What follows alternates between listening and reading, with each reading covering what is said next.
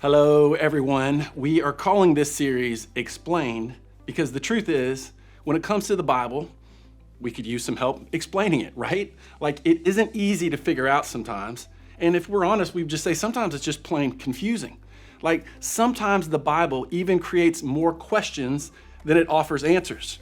And we're sometimes left feeling more uncertain than we were when we started. And because of that, we think, hey, the Bible could use some explaining. Now, if I had to guess, the very topic of this series is just a turn off to some of you. Like, maybe you could think of nothing more boring than to hear someone explain the Bible.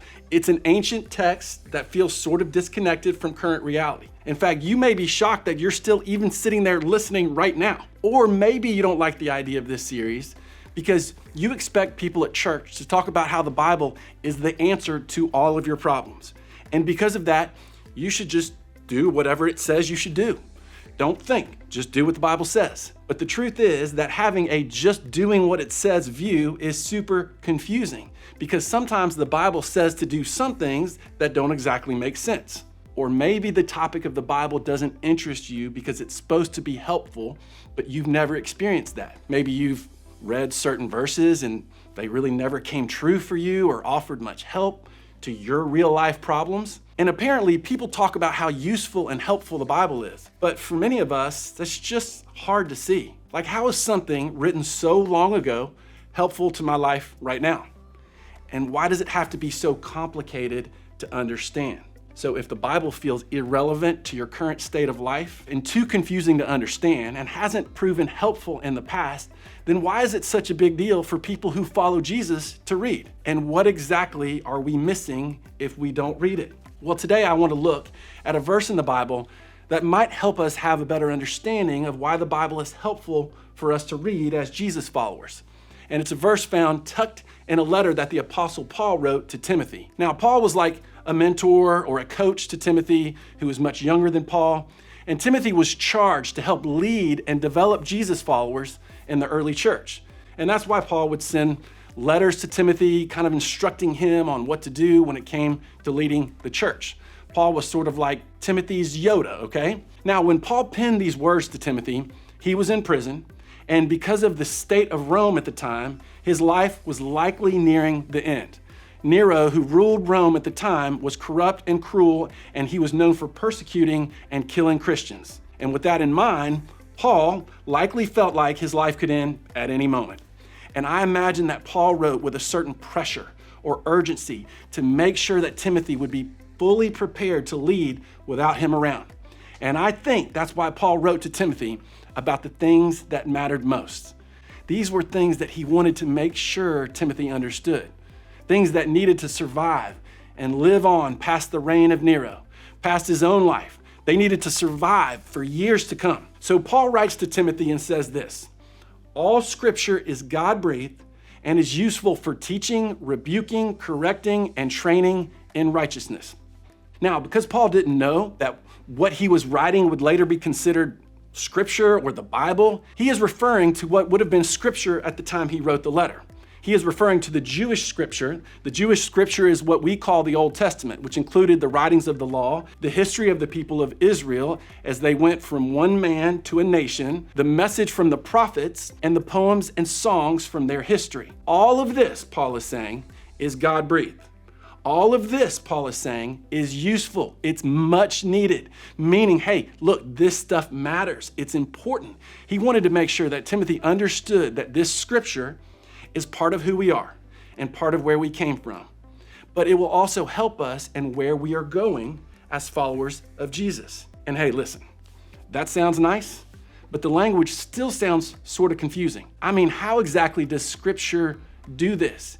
And what exactly does God breathe even mean? And what does it have to do with anything? Is that just a fancy way of saying God said it? Well, this is the only time in the New Testament that this phrase, God breathed, is used. So it's hard to know exactly. Nowhere else in the New Testament does God breathe into something. But we do know this. At the start of the whole Bible, in the very first document of the Old Testament, we read about how God breathed life into humans. And when God breathed life into humans, humans became alive. Then the Lord God formed a man from the dust of the ground and breathed into his nostrils, which is a little strange, but the breath of life, and the man became a living being. See, when God breathes, life follows. And that's what should get our attention. Maybe we can apply that to what it means for God to breathe into Scripture. If God breathes life into humans, then that means that God's words found in the Bible, they bring life as well. All Scripture is God-breathed. That's what makes what we read and memorize and study important. God breathed into the words of the Bible, and he breathed into you. God's breath and God's words have always brought life. The problem is we assume the opposite. We assume God breathed life into us, but his God-breathed words are lifeless and boring and useless, but they were never, ever meant to be that. See, the same God who spoke through the writers of Scripture can speak life to you and through you. That's why the Bible is so important to read. That's how the Bible works. God's Spirit working through the people who wrote it, and God's Spirit working through you, his child, as you read it, to better help you know how to live. So, is the Bible made of words on a page? Sure, but it's not like any old words on any old page. There is something that makes the words in the Bible different than any other document ever written. As you read, study, or memorize what it says, the breath of God in the text will move in your God-breathed spirit and instruct you, inspire you, and challenge you. And see, Paul knew this. He knew for the message of Christianity to keep going, to last longer than his life did, he had to make sure people knew where to go to find God at work, to find God bringing life. And Paul knew that the best place to see God at work was in his word. So what do we do with all this? Where do we go from here?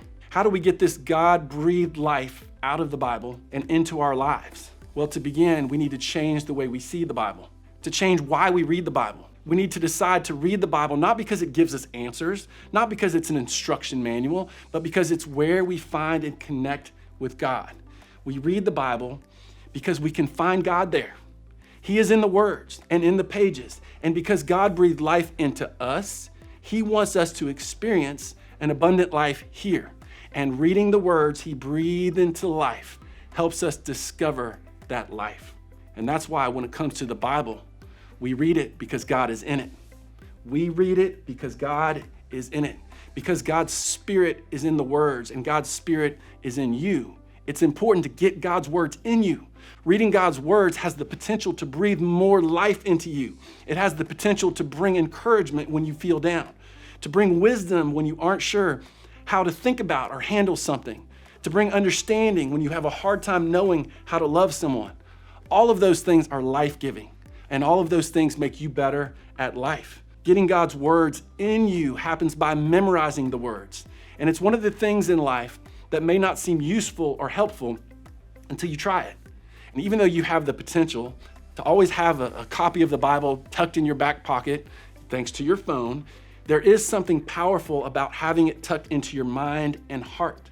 You don't have to open anything, but your mind, when you feel down, lost, or unsure, the Spirit of God in you connects with the Spirit of God in the words of the Bible. And that's why I want you to try memorizing something this week. Simply pick a passage that stands out to you. You can do this with a group of friends or other people you know. Say it, write it, sing it, or do whatever you have to do over and over until you know it by heart. And maybe it will be obviously useful right away, maybe not. Either way, over time, pay attention to how the verse you memorize helps you make decisions, helps you remember what's important, or helps you feel connected to your Heavenly Father.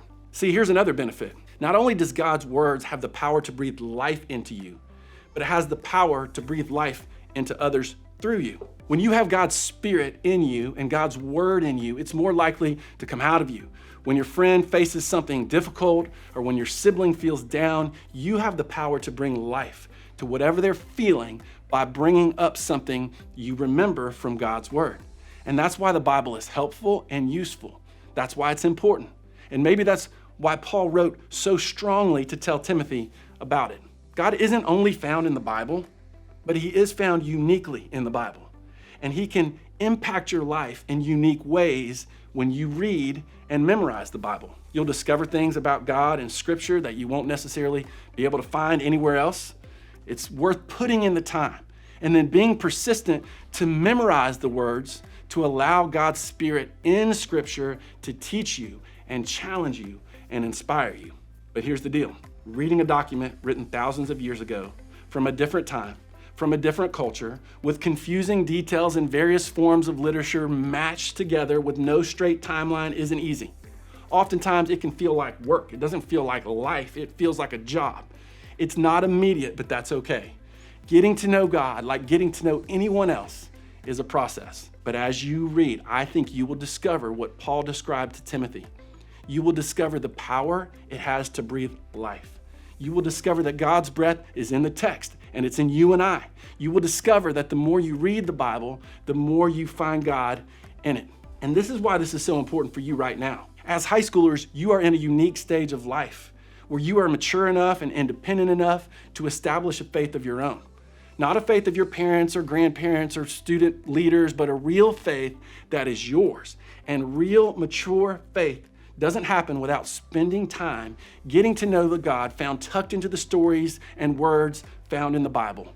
A real, personal, grown-up faith happens when you pick up the Bible and discover it for yourself. And that is what I want for you. The truth is, there are a bunch of moments every day when I feel like I need some life breathed into me. And maybe you feel that way too. Life is hectic. Sometimes it feels like our heads are barely above water. And more often than I realize, that breath of fresh air we need, that life we need, is found in the words of the Bible.